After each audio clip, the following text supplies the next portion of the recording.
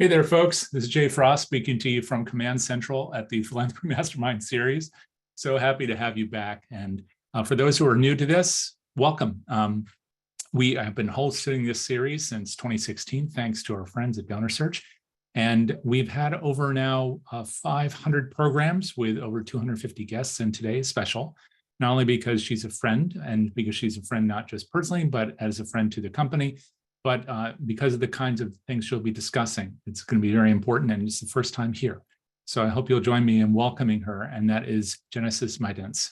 So Genesis, first of all, hi there. How are you? Hi, Jay. Thanks for having me. I'm excited to be here with everyone. It's great to have you here, and we have a great, robust audience. I'm not going to greet everybody by name or by city, but it's really nice to see that everybody's from everywhere. And obviously, this topic is one that's important for people, or else they wouldn't be here. Before we get underway, as you probably saw in your slides as we were beginning today, we are going to make a recording of this, but stick around because we'd like this to be as interactive as possible. This is a subject where, even though it sounds pretty straightforward at the beginning, Genesis is going to share a number of things that she has done to address something that most of us find pretty difficult to do, which is to hit a big goal in a short amount of time. And that means that you probably have reasons why you think it might be difficult for you. We want to hear about that and be able to discuss it together. So that's what this whole series is about, but that's particularly what today is about. So again, thanks for being here. And with that, Genesis, I want to ask you, if you don't mind, for those who don't know you, can you talk a little bit about your background here? And I don't mean just at DonorSearch, but generally, especially your work, leukemia and lymphoma, and also in philanthropy and your family. Yeah, absolutely, Jay. Well, I think when it comes to charity and philanthropy, it really started with my family's influence, being a first-generation American from parents that had very little to nothing throughout many times in their childhood. And I think that was just a reality of what it meant to grow up in a third world country in that time. But it instilled in me from a very young age the importance of sharing the little that we had and making the extra meal, or buying the person who expects a gift the least too, right? And so from there, my family has really dedicated many efforts towards getting essential goods and resources, anything from school supplies to first aid, furniture, you name it, shipped and sent to where it's needed. And like I said, I've never known any different. And I think there's value in giving up a little bit of yourself or of your world to help others. And that in itself has inspired me to continue being a part of the philanthropic world and continuing learning and collaborating with others to help achieve so many different missions.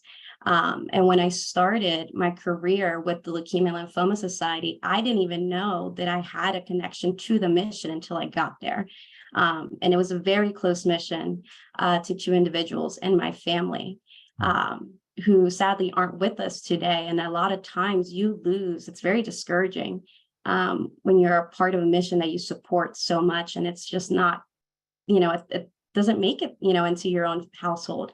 And so that to me was a piece that continued to push me every single day when I went to work, right? Because I wanted a different outcomes for other families. But at my time as a campaign manager at LLS, there was this period of growth, right? And beginning that journey as a campaign manager and what it meant to really fundraise. But we actually went from a campaign where I was fundraising separate goals and 7-week intervals. And so let's say we had about 300 different participants and volunteers throughout the year. And each of their campaigns only lasted 7 weeks. And so we had 7 weeks to make sure that they had the resources that they need to succeed, were achieving their goals, exceeding their goals, and also being rewarded, right, for being such strong participants in that area. And then I moved into, I believe that now it's called Visionaries of the Year, but in my time it was Man and Woman, which was a 10-week campaign, which you do work year long to prep for the campaign. And I think during our conversation today, Jay, that's going to be an emphasis, is what that prep really looks like. so that when you start that 10-week journey, you have everything you need to just tackle it, full force forward. And now I'm here at DonorSearch, and I'm absolutely spoiled by all the resources that we have to help so many different individuals and missions. But I still keep, a piece of that philanthropic world to myself and do some fundraising when I can. And I'm also part of a advisory committee with the University of Maryland to really invest in long-term resources and improve the health and well-being of our community here in Maryland. So it's a bit about me and what I'm doing these days, Jay. Yeah, and it would be fun to actually talk about all of those things. And I'm sure we can. I do want to make sure we talk a little bit about this idea about doing something in 7 weeks. We even build this program as 10 weeks. So now you've really upped the ante. When you first encountered that, first of all, when somebody said, we're going to do a campaign and it's 7 weeks long, how did that strike you? I mean, it's one thing to be committed to philanthropy. It's another thing to put it in a schedule where, that's barely enough time to do anything, to plan a vacation, let alone a major fundraising campaign. Yeah, no, absolutely. No, I think, and the greatest part of that story is that I wasn't even meant to be a campaign manager when I started, if that really makes sense. The actual campaign manager needed to take a medical leave, asked me a Tuesday afternoon if I could step in, fill in her shoes. By Monday, she was gone and off to her clinical trial, and I had to figure out what we were going to do for every 7-week interval of all of our constituents that we were working with. And so that, Jay, is really, really dependent upon your mindset and understanding that you need to set not just achievable goals, but measurable goals, right? Everyone wants to succeed. Everyone wants to hit revenue, exceed revenue. But you have to be realistic about what it is that you can do as one person and what you can do with a team. And we've done it, right? I know that it's achievable in 7 weeks. I know it's achievable in 10 weeks, but you have to give yourself that time to prep and really set those goals for yourself, and not just your campaign or, your chapter or your organization. For those who don't know anything about Leukemia and Lymphoma Society, we may know the disease one way or another with our families, but we may not know the work. Can you describe a little bit about what this means, what a campaign is, what kind of goal you're talking about, and how you build a program around that? Yeah, absolutely. Well, the Leukemia Lymphoma Society, I'm biased, is by far one of my favorite nonprofits. But the goal of the Leukemia Lymphoma Society is obviously to cure blood cancers and support patients and their family while doing so. We have, or the LLS has about, I believe, 6 different, if not more now, different campaigns that they focus on. And they're all focused on a different demographic of individuals, purposefully, right? Because everyone has a reason and a purpose in their giving. But let's say the 7-week campaign that I had first started, that was a school-based campaign. So we worked with students, teachers, schools all across America. My campaign was specific to the state of Maryland. So I worked with over 300 schools every year to make sure that they each set a goal for how much they thought they could fundraise in 7 weeks, and then work with me to actually hit the goals that through our planning we set. And that's always going to be based off of their previous performance, really the community's engagement, if they had a mission connection or not, and whether or not their focus is currently or in the time that the campaign started just on this fundraiser, or are there other things going on in their world as well? And for what is now known as Visionaries of the Year, that is a beautiful beast in itself. It's very corporate based, but you get individuals, which we called candidates, that were nominated to fundraise for the 10-week period. And you could have 10 individuals or 20, and those were the sole people that were really dedicated towards helping you achieve your revenue goal that year. It is fascinating what 10 or 20 people can really do in 10 weeks. But as I said earlier, it takes a lot of planning, a lot of brainstorming to really dig into different networks and understand the potential that each individual can bring to a table. And it's not just revenue-based, Jay. It's, those relationships that they hold with others in the community and corporate relationships, foundations, that sort of thing. So you really have to dig deep into many aspects of their lives in order, to not just achieve your goal, but these individuals are setting goals for themselves, right? And so you want to make sure that at the end of the day, they're happy with the work that they put into. That's interesting on so many levels. So first is how you're selecting the places or the people, because schools are one thing, individuals are another, and then coaching them through the process, but letting them select their own goals also means that the organization have to have a lot of flexibility, because you have a financial goal you want to reach in order to do your programmatic objectives. But Right. each individual you work with, each school that you work with, their circumstances are different. So how did you make the choices? How did you find people who are good partners institutionally and individually? And then how did you work with them to establish goals that worked for them?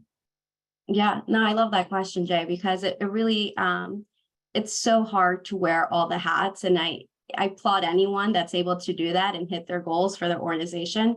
But you need a team, right? Having the right support from your leadership is important. Having a group of volunteers. So we had a working committee of individuals that helped you find those nominations per se. But in that process, in that preparation, right? Forget about the 10 weeks. You still have 42 other weeks of the year that you have to work through. In those 42 weeks, not only do you find the right individuals to help you achieve your goals, that is crucial planning time, right? Because you're not planning during the campaign. The campaign takes off and they have to be ready, right? They have to be ready for donations to start rolling in day one. In that preparation process, is where you learn more about that individual and their connections, but also understand why they're doing it, right? Why they accepted a nomination, why they feel that they have that potential to do more for your mission. And Jay, we had people that would come on board and they would think that they had the potential to raise $25,000 or $50,000 in 10 weeks, which is great, right? That's $25,000 or $50,000 that you didn't have before. And then you realize that they could do $75,000 or $100,000 in 10 weeks.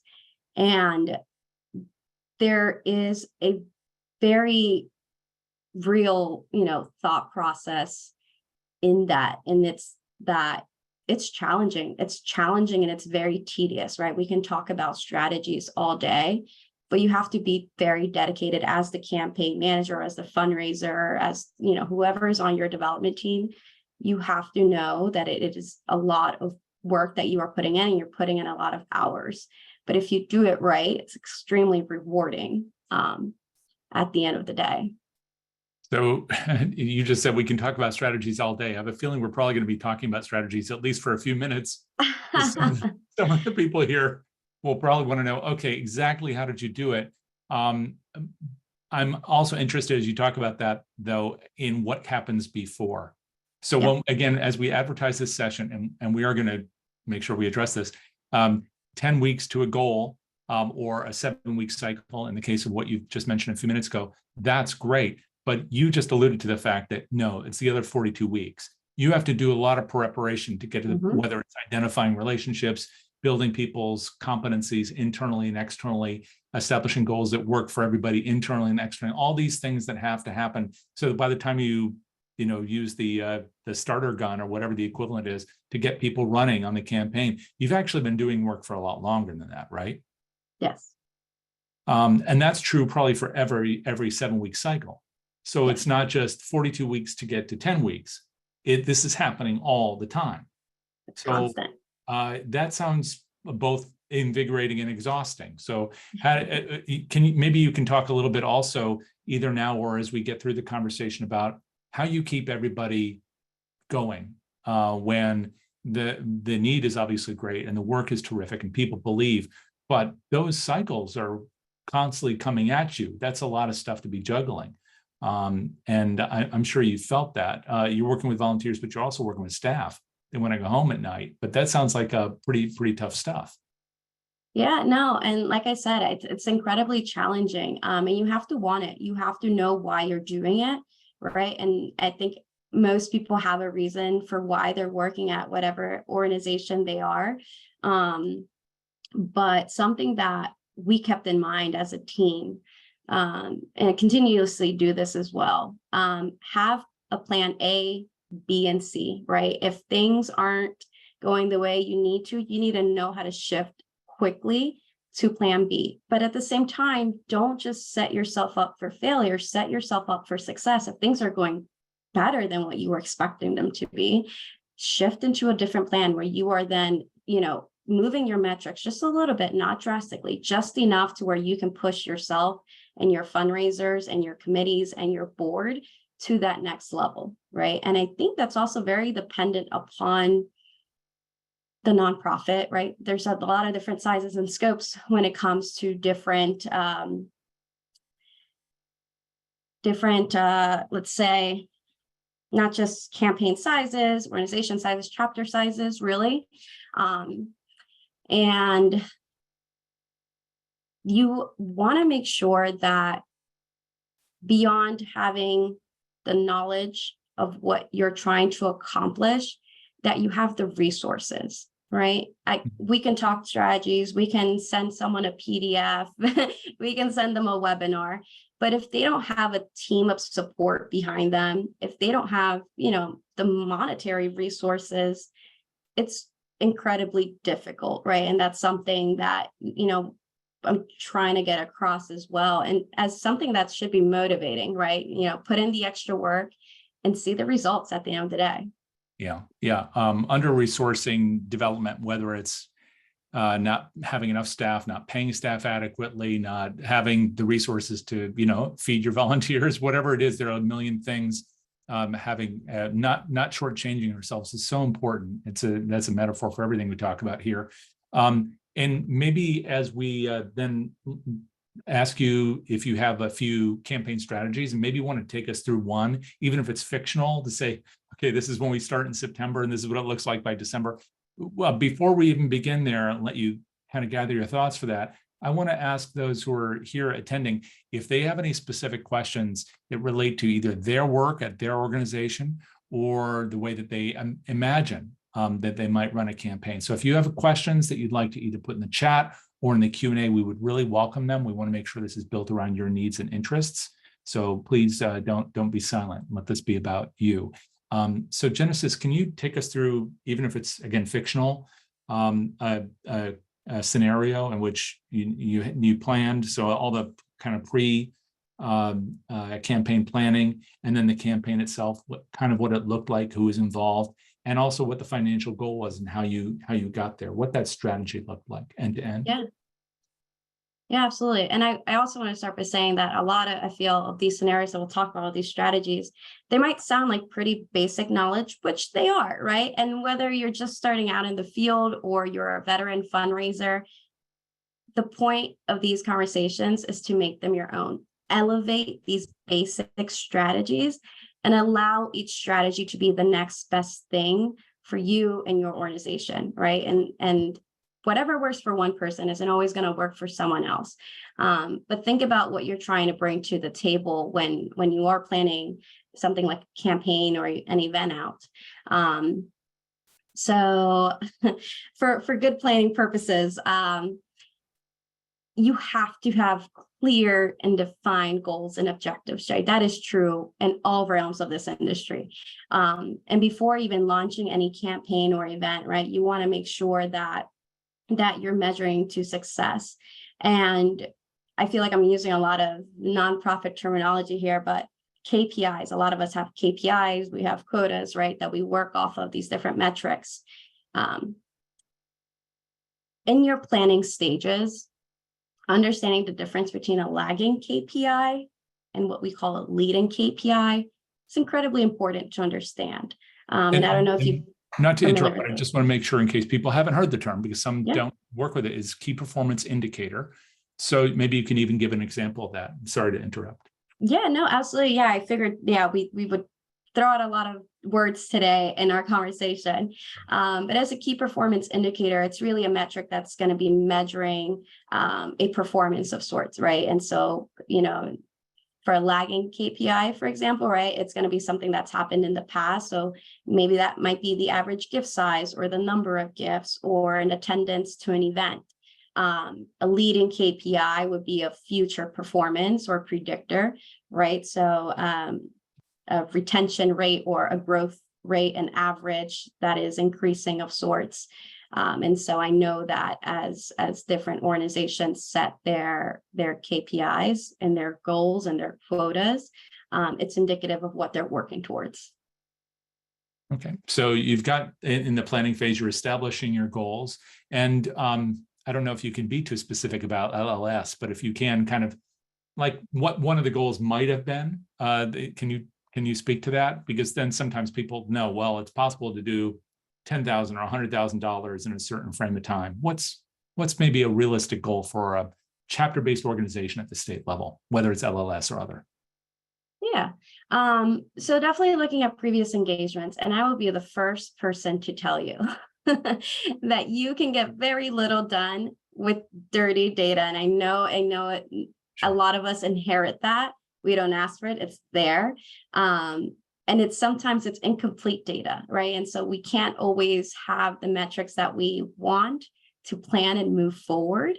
That being said, a lot of the KPIs that we were setting were based off of individual involvement. So, number of schools that we got involved, or number of candidates that we got involved in the campaign, number of people on your volunteer board or committee is so crucial to your success. And like some people may say, I barely have the time to do my fundraising. I don't have the time to manage a committee.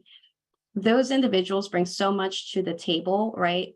They volunteer their time for you to bring you resources that you don't have, right? If you already had them, you wouldn't be asking for a committee to be built and to meet once a month.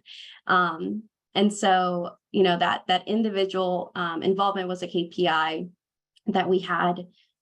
Revenue was certainly a different one. And it's not just setting a specific goal for someone, it's setting a range, right? And knowing that they have this potential to be anywhere in the spectrum, right? Depending on how much it can actually be accomplished in 7 or 10 weeks. And then, of course, retention, right? You work all year long, you have your big event, and then it's kind of like, well, what's next? You want not just the donors' retention, but you want to keep that gift retention, and you want that upgrade in the future. If you've done your job right, you have stewarded a relationship that is going to bring more to the table the following fiscal year for you. But again, it has to be a very meticulous stewardship and cultivation process as well in order to reach that following KPI. To your point, Jay, it's exhausting. It's like a never-ending cycle of like, when do you start and when do you end? But at the same time, it's like everything that you are doing is already affecting that next stage in the campaign for you and your team. Now, we did have a couple of questions here that might actually inform some of what you share next. And one was from Carla, who had said, is your campaign focused on a particular goal or general support for the organization? Now, I know you can't speak for all organizations, but in your past work as campaign manager, were you thinking about a particular financial goal when it came to that one campaign, or was this kind of general support and whatever you raised was great and you were just trying to help individuals who were doing that, or schools set their own goals? So it wasn't driven by what the organizational need was, it was driven by the opportunity for the participants. Which was it? A little bit of both, but it was more campaign focused. There is a goal for each campaign, right? There is a chapter goal, right?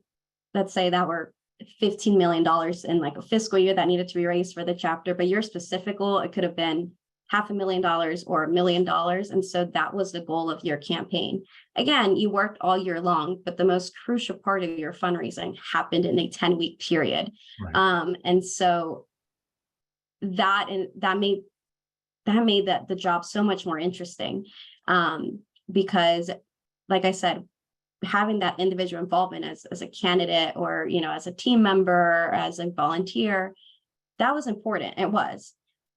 But in that prep time beforehand, you have to figure out how you're not just going to achieve that revenue goal, but how to get away from like the individual giving, right? How do you get corporate sponsorship in the books?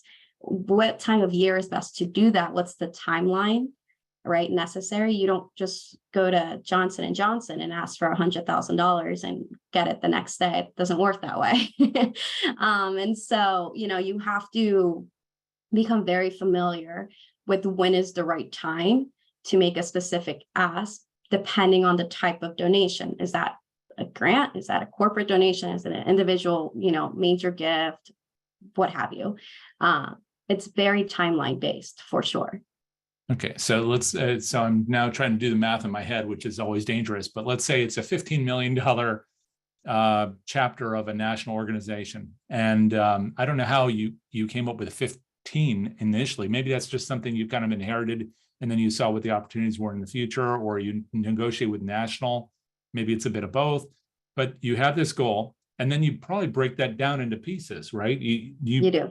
At LLS, did you have major gifts, planned gifts, corporate, and then something that was these campaign bases, or what? How did you On do a that? national level, the major gifts development teams exist. On a more chapter-based level, we just solely focused on our individual campaigns, which was about like 5 or 6 per chapter. So again, there were also very event-heavy campaigns, which for those that do events, whether they're for acquisition purposes or to celebrate the end of all your fundraising,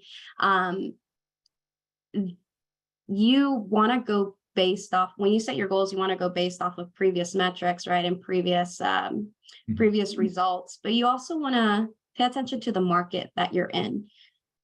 If your campaign is very unique and special to your market, if there's not anything else like it, you have so much opportunity at your doorstep to get more people involved, right? I think it's harder when you have a campaign that so many other organizations also have similar events for, like a walk or, something, a half marathon, because there's so many of those, right? But when your campaign is very focused to a specific market, the opportunities are endless.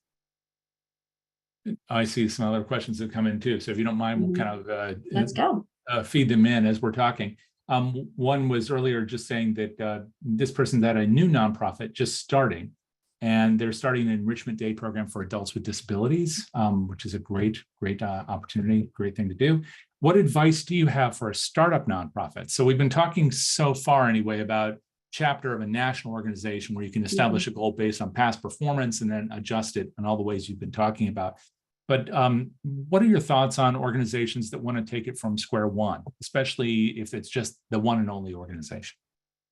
Yeah, a few thoughts, and that makes you also special being a startup, right? Even to begin with, because you don't have those previous metrics or those, that previous data to go off of. Everything that you're doing is brand new, and creating something that is your own, that you and your teams collaborate on, is incredibly special. And one of my top recommendations and suggestions in the field is don't close yourself off based off of solely what you know, right?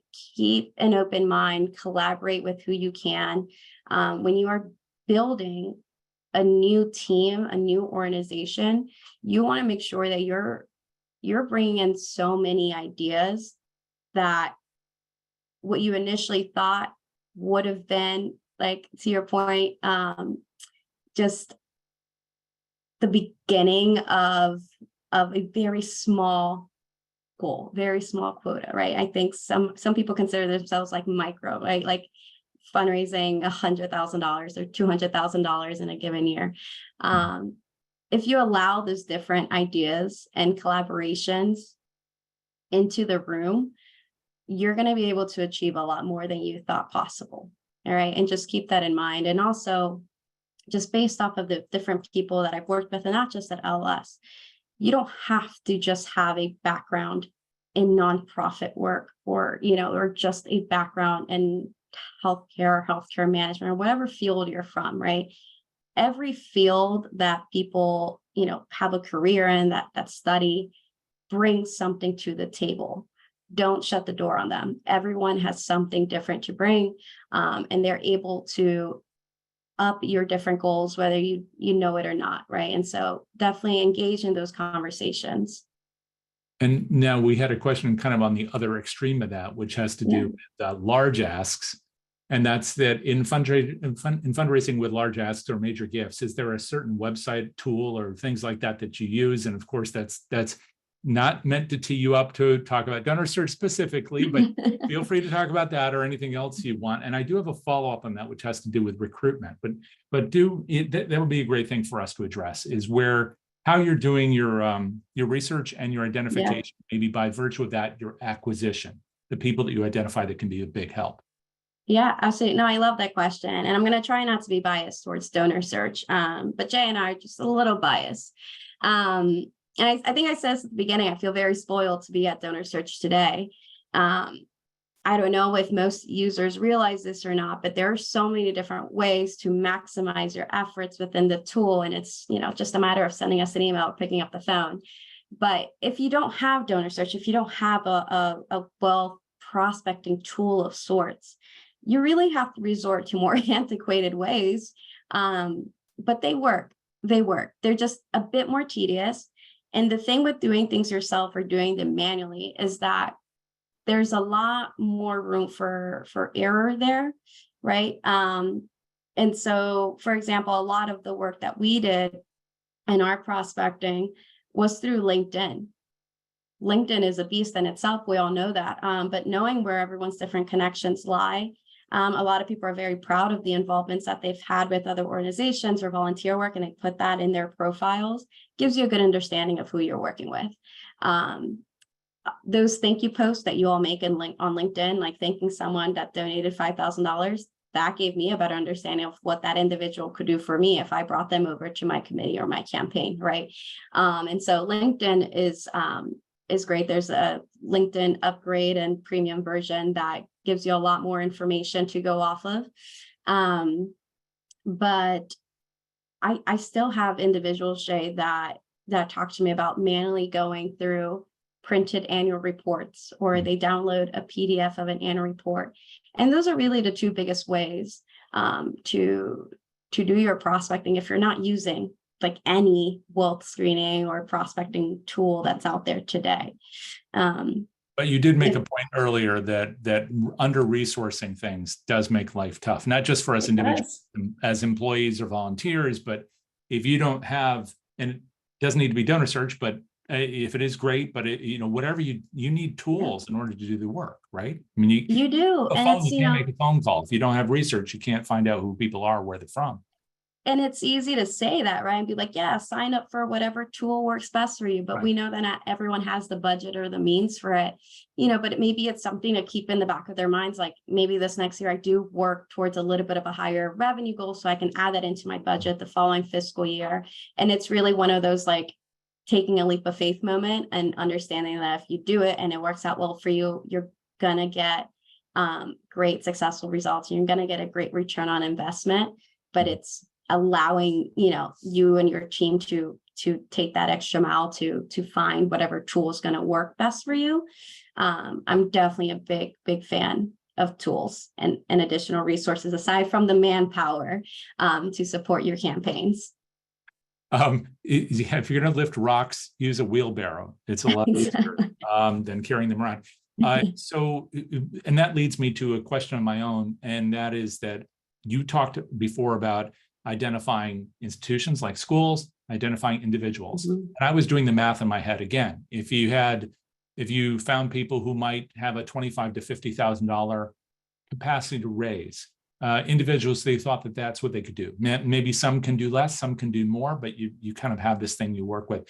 And if you have 10 or 20 of those people, we can all do the math. We know what that is. So if we've got $250,000 to $500,000 in one of these 10-week campaigns, my first question goes to, very much like these, where do you find those people who are going to do that with you? Where do you find the schools that are really going to have a heart for this work and be willing to put in the hours? And particularly, where do you find those volunteers, like the corporate volunteers? Because you're competing not just against yourselves, trying to find people who care, but against other organizations that we know and love, United Way and others, where they're also looking for corporate volunteers. So at LLS, how did you find the volunteers that made a campaign successful? Yeah, absolutely. I mean, loved and cherished all of our volunteers in our committees and our board, and they were an intricate part of that success. Their personal relationships to previous volunteers, and then, their relationships outside of their nonprofit involvements, right? Whether that was at work, or their school involvement, when they were in university or college, or things that they do with their kids these days, or their spouses. All those different networks is what we were trying to bring together during our planning sessions. And again, keeping in mind that we want to make sure that different industries were being involved. Like, I didn't want to have a campaign or a committee where everyone worked in like the restaurant business, right? Like, that wasn't going to be helpful for me, because at the end of the day, they're all going to go after the same people. They all know the same people. Maryland is only so big. And so, in that planning process, really taking advantage of those relationships that you have with previous volunteers and current volunteers already to bring in those individuals. And of course, there was a specific planning process where we would identify the type of individuals and the type of potential that we wanted to see amongst candidates. At the end of the day, you always want to exceed your revenue goal or exceed whatever goals you set for yourself. And sometimes it got a little murky, right? Because if you don't have clear and defined just metrics for different things in your campaign, it's sometimes harder to understand where the opportunity is.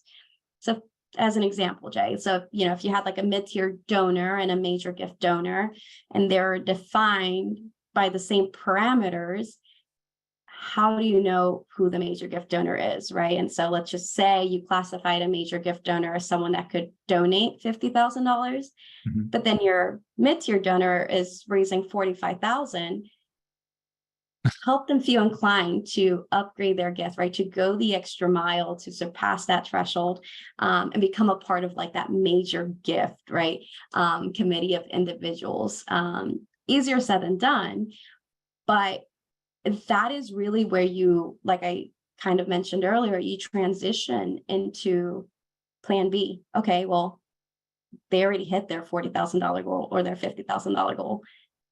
Do we just leave it at that? Like, we hit the goal, like we know we're gonna be okay, or do you keep on going? And the answer is always you keep on going, right? Like, your mission is not going to be achieved just because you did your job well that day. And that is just the reality of it, right? You have to keep going for whatever mission you and your organization are trying to share, and get the right message across.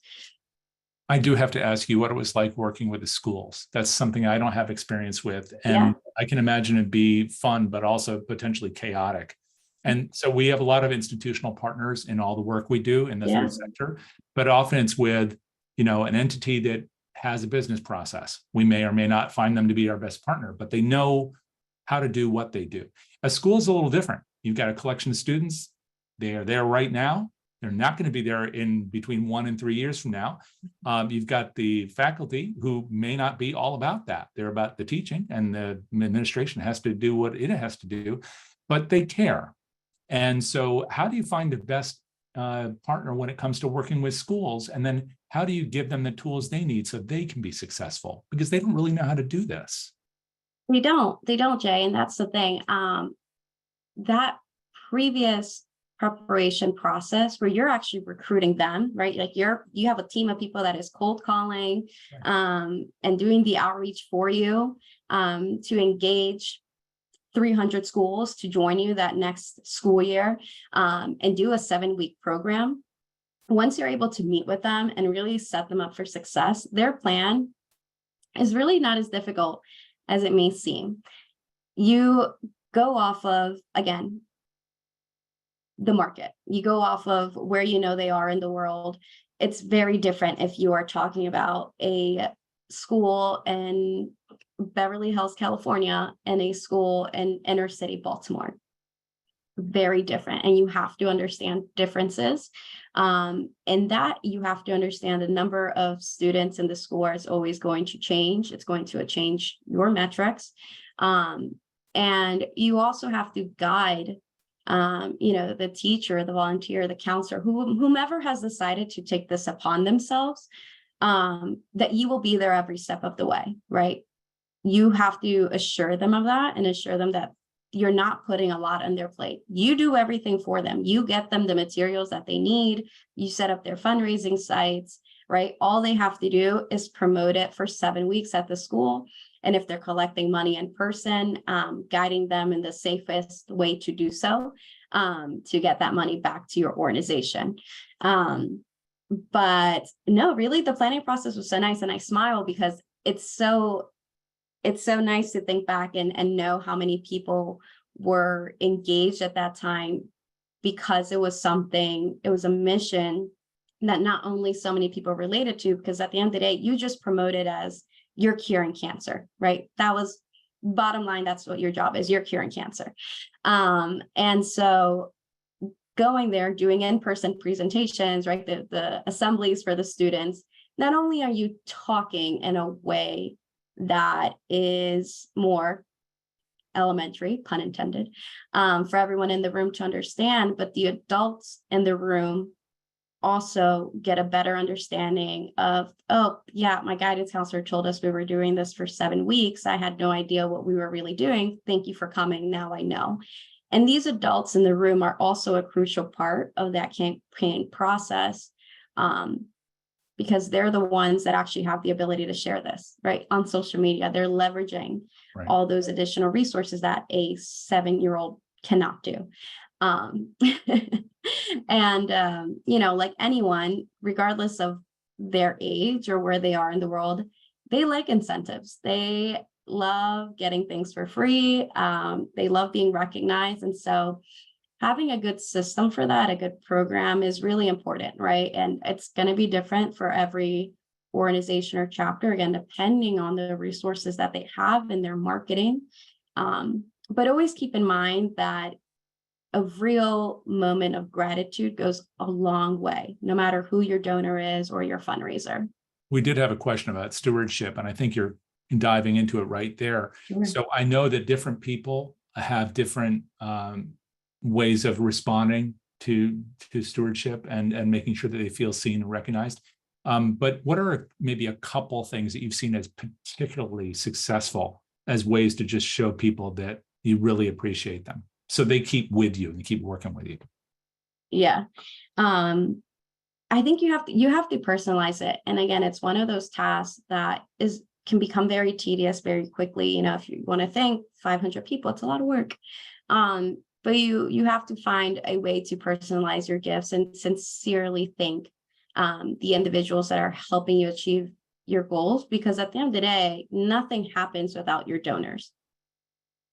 Right? And so without your team, without your board, your volunteers, you want to let them know that you're not just there for a paycheck, right? And so whether you're publicly thanking them or privately, whether that's in a written letter with your company header on it or a cup of coffee, does not matter what you do, as long as you feel like that's the best thing to do in the moment, really, to further your mission and really share that piece of gratitude. And like I said earlier, it doesn't really matter the age of the donor or the person involved, but having some sort of gesture towards them really goes a long way. It really does. One of the best gifts I ever got, I don't know about you, was I spoke at a conference, and then somebody who was at the conference and attended it sent me a bunch of Thin Mint cookies from Girl Scouts, which are my favorite Girl Scout cookies. I'm not asking for anybody in this room to send me cookies. I'm just saying that it's little things like that can mean a lot. And I remember taking pictures of it and posting it all over the place as an example of one way to steward things. But I was also just really happy to get the cookies. So there are lots of ways to do things that are relatively inexpensive, that are personal, like you say. You mentioned another thing when you were talking about that, which was that in a school setting, but I'm sure this is also true with other volunteers you work with and other kinds of partners in fundraising for these campaigns, that you had, for example, a piece of software or a business process embodied in technology that facilitated the tracking of this activity. So you had all your metrics and your KPIs, Right. but also so internally they knew that they were on track. It sounds like something that maybe LLS either had as homegrown software or whatever, but are there, and someone asked about this earlier, are there CRMs or other kinds of pieces of software applications that are particularly helpful in this kind of campaign you're describing, these cyclical campaigns? What kinds of tools are going to be really important to keep track of stuff and help the people who are participating with you to keep track of their own activity? Yeah, that is a great question. I think in my time at LS, our CRM or our donor database per se was more internal. And it wasn't as up to date and modern as it probably could be. But today, and I think this is more so from my experience while being at DonorSearch and working with so many different individuals here, there is just a vast number of CRMs and donor softwares out there to help you track your KPIs and your goals with the most value. And it's neither my job to say or not say, which ones are the best ones. I think they all bring something great to the table. And if you have the time to do your research, each CRM has a different user interface, brings different data points to the forefront for you. And again, it's depending on the size of your team, of your campaign, of what you're doing. You don't want the smallest, cheapest CRM if you are the largest hospital in the state, right? You probably want to move into a bigger CRM that can do more for you and not just track your data, but also integrate with tools like DonorSearch, right? Or other wealth prospecting tools to bring you not just more external data, but also to really predict the trends that are going to be happening for you moving forward. That's incredibly important today, Jay, is just predictive analytics. Like, it's one of those things that if you haven't already started, you're falling behind. It's just, yeah, it's so it's true. really where we are today. And luckily, there are a lot of tools that can help us with this. And that actually dovetails with a comment that was made by someone in the audience saying that they found on occasion reaching out to a donor simply to stay in touch and without the goal of having an ask can mean a lot. And I absolutely agree. And in fact, tools like these can ensure that that people don't just hear from us when we want something from them, but when we care about them. And so having these resources are not just about extracting resources for our work. They're about engaging with people where they are, about the things that are important to them and to us. So I just wanted to acknowledge that comment. If you were to kind of take all this experience, which I know is tough, and then round it down to a few key learnings that you would say, this is what people need to think about when they build a strategy for a short campaign with a pretty substantial goal, what would those things be? Do you have like 3 or 4 things that you'd say, yeah, do these? The first thing I would say is keep yourself informed with your own data, whether that's previous data or, again, predictive analytics for future trends and what's to come. Stay informed. Again, things can shift very quickly. We could go into a global pandemic and the entire plan that you had is no longer a plan.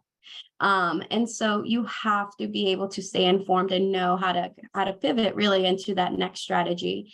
That's probably my top one. First and foremost is stay informed with your data. My second one will probably be creating more compelling content, right? You want to engage your donors. Yes, we know this. You want to make sure that what you are sharing is informative. Yes. But we also just really want it to be relatable. I mean, that is where the focus to your call to action should be, is in the content that you're putting out. And that content, I mean, from what you're sharing with an individual donor to what you're sharing with your board, to what you're sharing on social media, on your website, it can all be different, but just make sure that you're getting your purpose across. Otherwise, I mean, if you're just putting up an image, like I can interpret the image however I want to interpret it. And you can interpret it very different, Jay, than how I interpret something. And so unless you're telling me what is happening, right? In that image, I don't know. I don't know what I'm supposed to work towards and how to help you. And so that's definitely an important part of that preparation journey. And the last one I would probably say is going back to keeping clear metrics for yourself. Like, again, you probably start off the year and have a revenue goal. That goal was set for a reason, right? We know it's achievable. We know it's measurable, but just make it realistic. You always want to achieve your goal. You always want to do more than you did the previous year. That's understandable, but keep it realistic for you and for your team. We all understand what the job is. We know how many hours we need to put in, like how many conversations we need to have, to the chat point of just, reaching out to a donor simply to stay in touch without an ask. That's so important. It really is. And when you're working with so many people, though, it's very mentally and emotionally draining, to attend to so many different individuals. And so make time for yourself, right? And the time that you are working towards those realistic metrics as well. Thank you for those. And we didn't talk at all about your work at DonorSearch. And I don't know if you want to just give people a thumbnail sketch, because I'm sure you've taken your experience at LLS and also just generally the experience that you have in philanthropy because of the work that your family does, that you do with your family. And you're applying that to your work. But for people who don't work with you yet, anyway, they probably have no idea what that means. So what are you doing today? And why is that work important to you? Yeah, absolutely. Well, I appreciate the opportunity to share a bit about today, Jay. So currently at DonorSearch, I'm a regional account executive. So I oversee a lot of our clients and partners, and I want to say in about 25 or 26 states now. And my sole purpose is to support them once they are subscribed and here with us at DonorSearch, and making sure that they have the training that they need to use our tool to really maximize it, to be able to analyze the data that they are screening, to segment it so that it works for them. And I don't know if we have anyone on the call that's currently a client of mine, but I do try and make sure that they have, very focused material for every training, and call that we have. We can talk about things in general, but everyone here is different. We work with the smallest to the largest nonprofits that people can think of. And it's fascinating to work at DonorSearch. And this is not me just promoting DonorSearch for free on this podcast. It is fascinating to work with so many different missions, right? Like what I can do one morning is very different than what I'm doing that same day in the afternoon, simply because the missions that we are supporting is very different. And it helps us learn. It helps us learn about how you all are out there in the field today in this new virtual hybrid world, and doing things differently and still hitting your metrics, achieving your goals. And you're teaching us about all those different softwares that you're using today as well, which we do gladly appreciate, because we then learn how to really integrate DonorSearch and make your lives easier, right? So you're not on 5 different platforms, you're on one, right? And everything that you need is in one place for you. So that's a bit about what I'm doing today at DonorSearch. Quite like it, to say the least. Well, clearly, and I'm very glad that you're doing it. And you pointed to something that I just have to honor as well, which is that you were doing a lot of this work, I guess, at LLS previously. Yeah. I guess as we went, was it which phase of what we have just lived through with the pandemic? Was that right before, right during? It was. So I had just been promoted to run the Man and Woman campaign, which was the larger corporate level campaign, which I was very excited about, because I was shifting from working from with schools and students to working, with adults. But I was promoted that January. I did a training, and then by March we were virtual. And so I didn't even we have this very exciting gala that we did. we had to do that virtually. So that was, I mean, it was like I jumped right into this new phase of how we're running things today. And then I did it the following year virtually as well. But by that point, we had expanded our team to where it wasn't just Maryland. We were working what we call the Mid-Atlantic region. And so for those familiar, we call the DMV. It's really just bringing in Maryland, DC, and Virginia together, which is incredibly exciting to have so many different people be a part of it that last year. And the reason I mention that is because you just alluded to the fact that we're a lot of us working in this kind of virtual world these days, but it's also a point that everything you've described is translatable if you have a good plan that's also adaptable, where you have A, B, and C routes for what you do. Because you were, when you started it at LLS, it was very much going into the school and a person making a presentation. And then it moved to people talking to one another like this. And in both those contexts, whether it was big or small, whether it was just Maryland or whether it became the DMV and the Mid-Atlantic region, in all those contexts, you can do things the old-fashioned way, where people sit a few inches from each other, or like this. And it works equally well if you have the right tools that you've been sharing and the right strategies. If people want to reach out to you, I know we've had questions about this.